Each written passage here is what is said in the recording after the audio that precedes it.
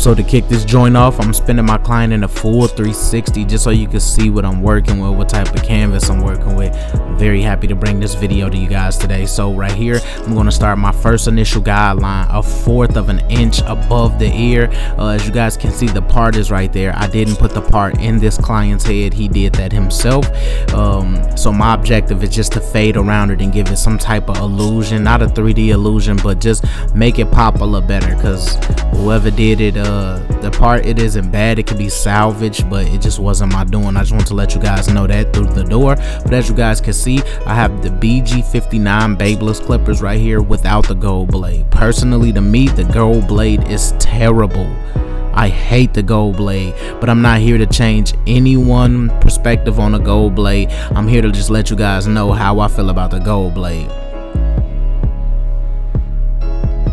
But you just keep it real consistent with these haircuts. So I just go in with my end as masters fully closed, and what I'm doing is I'm just barely nudging it. That's notch 2 right now, and I'm just creating me more room to fade right here. Then I'm at notch 3 right now, just so I don't push my fade too high. Drop back down to notch 2, just so I can fade in between, and then back down to halfway, and back down to notch 1. It's all level play. I'm just showing y'all level play, how to get this fade as clean as possible. And right here I'm fully open, just so I don't push my fade too high. And then back down close, just so I can knock out that little line. Then I start the actual faded beard area. And it's just opposite of fading up, you just do it downwards, so you can get that transition from bald to light to dark. Like, it's that easy. And then right here is just all wrist work right here. A lot of people really struggle with fading, and fading is tough sometimes. I can't even lie to all my students out there that just want to learn to fade better, man. Just stay with it. But right here, I got my 1/16 guard fully open. I didn't want to start close because you don't never know how much it'll take off, and I'm down fade. As you guys can see, I'm in notch 3 now. I'm in notch 2 now, and I'm finna drop down to notch 1 right here. As you guys see, fade came together very, very, very clean. Yeah, just keep dropping back down just because I see a couple spots. My client actually has scars in his head. Sometimes those scars can throw me off, but it is what it is. As barbers, we deal with our situations as they come. But this is the 1/8 guard fully open. I'm getting closest to the braids right here. I love for the clients to come to me with braids, because when I'm dealing with them without braids, you could almost accidentally cut into the bulk that needs to be braided. So I appreciate when the clients come to me with their hair fully braided. It just gives me so much more to work with, and then I actually can see my full canvas, opposed to holding it in a ponytail with a guard snagging their hair. So I just like it like that. Right here, I just drop back down to my 1/16, and I'm playing in the middle of that field. As you guys can see, brushing one, fade one, just staying real consistent, all wrist work, level play, and I'm just getting busy right now. And then use a word I ain't never used or ain't used in a while is, us, we apply that fucking pressure. When we put that pressure on them boys, ain't shit nobody can do with me. So right here, you just do the same thing that you did in the backside. Keep it real consistent, starting low, then second, and then going up to third right here. It's just very, very simple. A lot of people can't fade the way I fade. Not saying I'm the best fader, but I fade in sections. Fading in sections is tough because you have to match other sides. Most people will start a ball line and go all the way across, and then start a fade line and go all the way across, and just keep it real consistent without losing their fade. And I just want to give a big shout out to my boy Mac Got Beats. He bodied the shit out of this beat.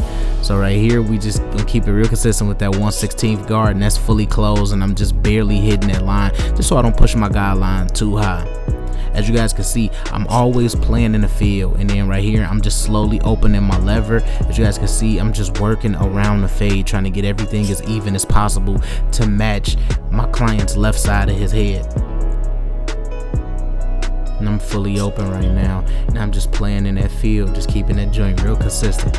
I love the way his fade is coming out. It's crazy. It's like his head is flat. It's like not round, so it's like I can lay my clippers flat. It's kind of hard to explain, but when you have a client who has a flatter head, it's easier to fade their hair. For some reason, it's just different how the clippers fit on the head. But right here, we just stand in that work realm, man, and we not gonna change nothing about our game plan. We gonna keep everything the same, even with the part in the way. And this right here tests people barber skills, if they can handle certain things in certain situations and certain stipulations. I want to shout out to my boy Scoob. He actually found this client, man, at his job or whatever. He called me while he was on the job and told me this client had a dope hairstyle, and he know I've been looking for a man bun to give you guys, because I think this one of the dopest styles that's out right now, especially if it fits the client's head and when it has a nice fade and a nice lineup. It's just, man, it's tough. So I want to give a shout out to my boy, man.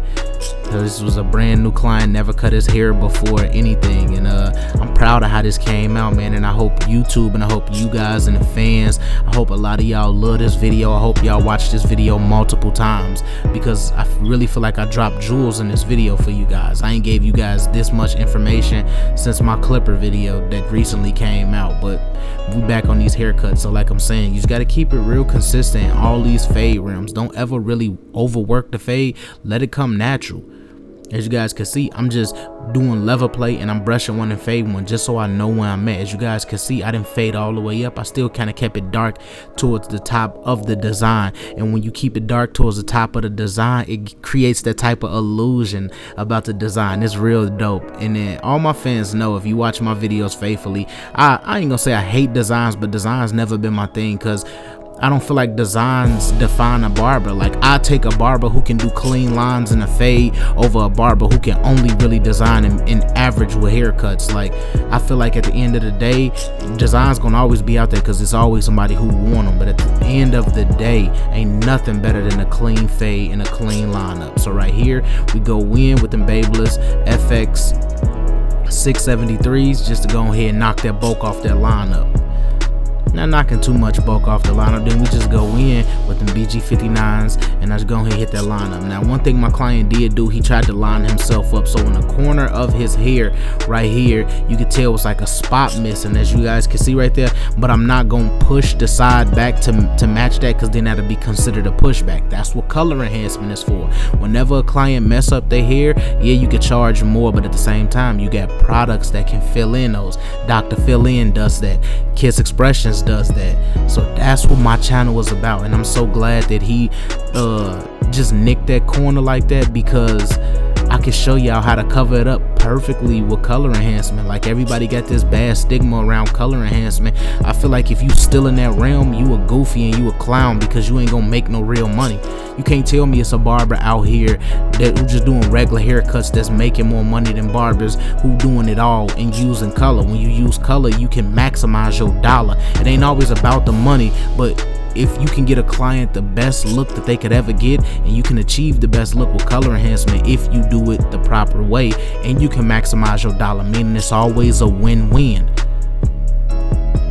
So you just keep this thing real consistent, man. Just keep it straight as possible.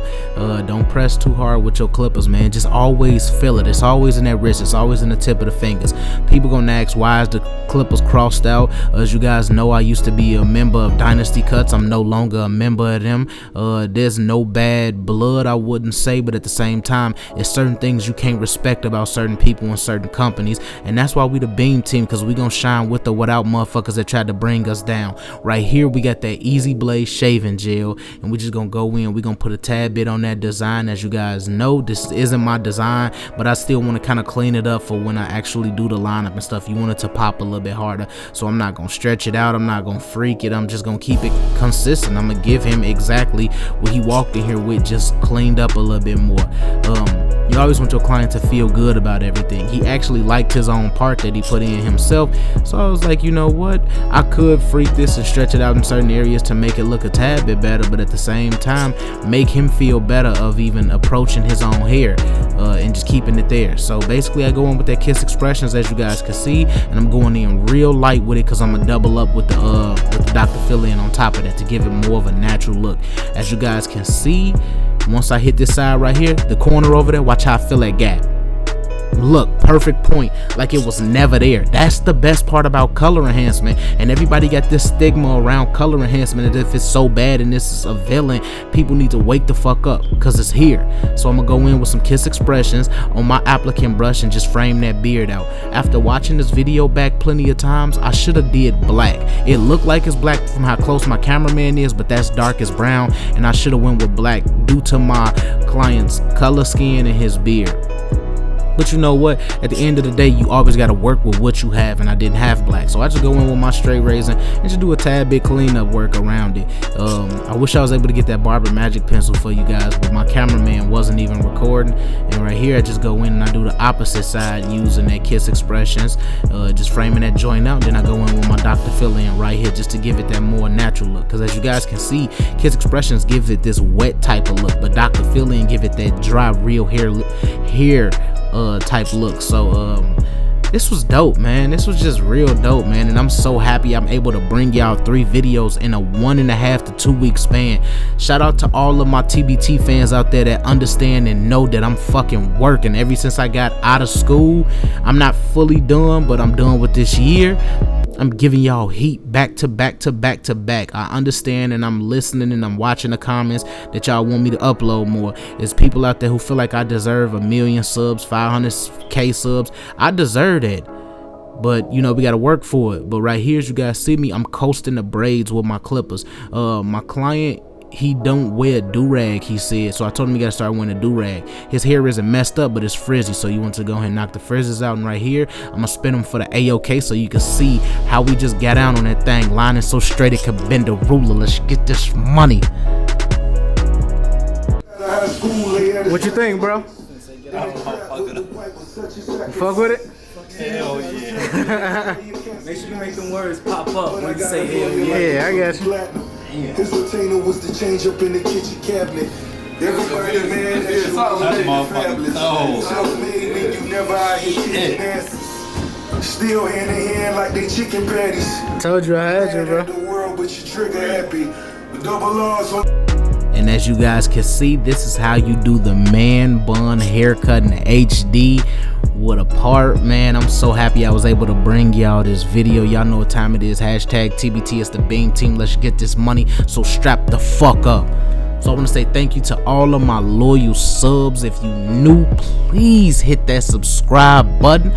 And to watch more of my dope videos, please click the link that's going to be here. And for the dope beats, please visit www.macgotbeats.com. If you want to contact Mac, his information is in the description. And may God bless.